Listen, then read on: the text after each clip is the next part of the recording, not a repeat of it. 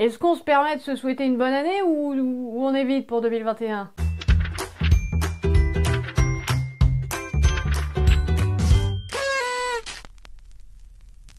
Bonjour et bienvenue, ici votre bon vieux Jeannot. Aujourd'hui j'avais envie de vous parler d'auteurs et d'autrices à la vie encore plus dramatique que 2020.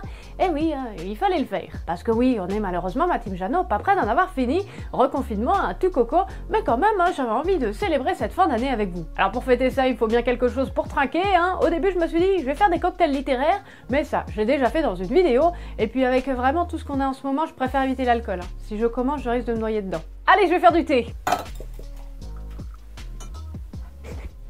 Alors le thé est chaud, comme on dit, et on va pouvoir commencer tout de suite avec la vie d'une autrice qui personnellement me fait beaucoup de peine. Il s'agit de Gabrielle Colette qui, ma foi, avait une vie assez normale, vivait à la campagne, et tout va commencer à changer, et pas pour le meilleur, lorsqu'elle va rencontrer son futur mari, Henri Gauthier-Villard. Ah bah, comme par hasard. Oh, ça va, je plaisante.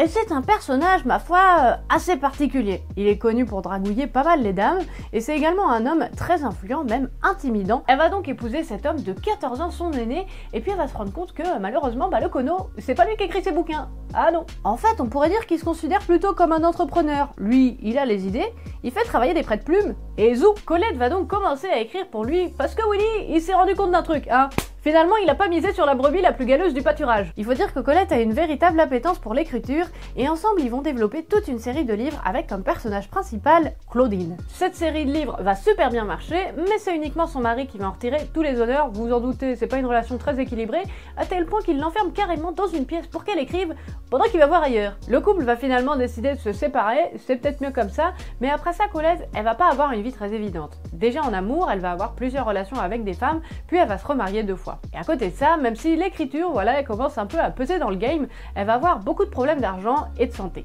C'est une femme qui a une vie très compliquée, assez triste malheureusement, mais je trouve qu'elle est quand même hyper badass, et moi j'ai appris son existence il y a pas si longtemps, donc j'avais envie de vous en parler. Dans un tout autre genre d'auteur qui n'a pas eu la vie facile, j'avais envie de vous parler de James Baldwin qui a passé une grande partie de sa vie à se battre pour les droits civiques. Il a commencé sa vie à Harlem, dans un quartier assez pauvre, où il a été confronté très vite au racisme, et ça tout au long de sa vie. Il va notamment assister aux émeutes de Harlem, où il va être le témoin de violences policières. Et très vite, James Baldwin il va avoir ce besoin presque compulsif de mettre par écrit tout ce qu'il vit et tout ce qu'il voit. Pendant sa jeunesse, il va également se rendre compte qu'il est homosexuel, donc James Baldwin il va avoir énormément de discrimination malheureusement, auquel il va devoir faire face. Et à côté de tout ça, son meilleur ami va se suicider. Bon, je vous avais dit que c'était pas la vidéo la plus réjouissante. Et tout ça malheureusement, c'est un cocktail assez explosif. On va arriver à un moment où James Baldwin, clairement il va vriller. Vous savez quand vraiment il vous manque juste la petite goutte d'eau pour faire déborder le vase, et bah ça va lui arriver. Un jour, James Baldwin va aller dans un restaurant et on va refuser de le servir parce qu'il est noir. Et là, c'est un moment où vraiment il en peut plus. Il va péter un câble et il va jeter un verre d'eau contre une serveuse. Bon, ça va l'éviter de peu, mais à ce moment-là, il décide de partir pour Paris. Et pendant sa vie, régulièrement, il partira pour les États-Unis, puis il reviendra à Paris. En fait, il cherchera un petit peu constamment sa place. Et à côté de sa lutte pour les droits civiques et contre le racisme, James Baldwin va malheureusement essayer de mettre fin à sa vie plusieurs fois et se battre contre la dépression du mieux qu'il peut. Et son histoire, je la trouve très symbolique du fait de défendre des causes, parce que on n'a pas toujours le temps de s'occuper de soi, ni l'énergie, et malheureusement c'est ce qui lui est arrivé. Et c'est le moment tragique où je me suis rendu compte malheureusement que je n'aurais pas le temps de finir cette vidéo, parce qu'après ça j'ai dû faire ma valise, ne pas rater mon train, et aller manger vraiment beaucoup. Vraiment beaucoup. C'est quand j'ai pas forcément le temps que je me mets la pression, que je me retrouve dans une vidéo où je bégaye. C'est pas ça. J'en peux plus. Moi j'ai plus envie. Que j'ai des problèmes techniques, c'est nul. Alors écoutez, j'ai décidé de finir cette vidéo avec des plans d'illustration. Après tout, pourquoi pas, autant que cette vidéo symbolise 2020 et qu'elle soit tout aussi chaotique. Je vous laisse donc avec ces belles images d'illustration. Et en parlant d'auteurs et d'autrices qui défendent des causes, je voulais finir en vous parlant de Virginie Despentes. Je l'ai surtout découvert cette année en lisant King Kong Theory, et c'est une de mes lectures les plus marquantes de l'année. Elle a vraiment commencé avec son lot dès l'adolescence, la pauvre. Elle a été internée contre son gré dans un hôpital psychiatrique, et puis ensuite elle a été déscolarisée, elle a erré pas mal dans la street, et elle s'est même fait arrêter plusieurs fois par la police. Et à 17 ans, en faisant du stop, elle va être victime d'un viol.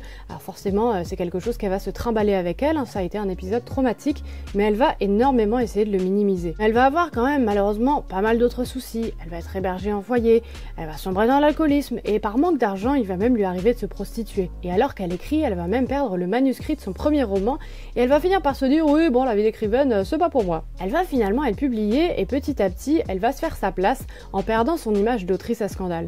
Et aujourd'hui, ça a l'air de pas trop mal se passer. Même si les parties plutôt brossons de sa vie, elle en parle surtout en livre.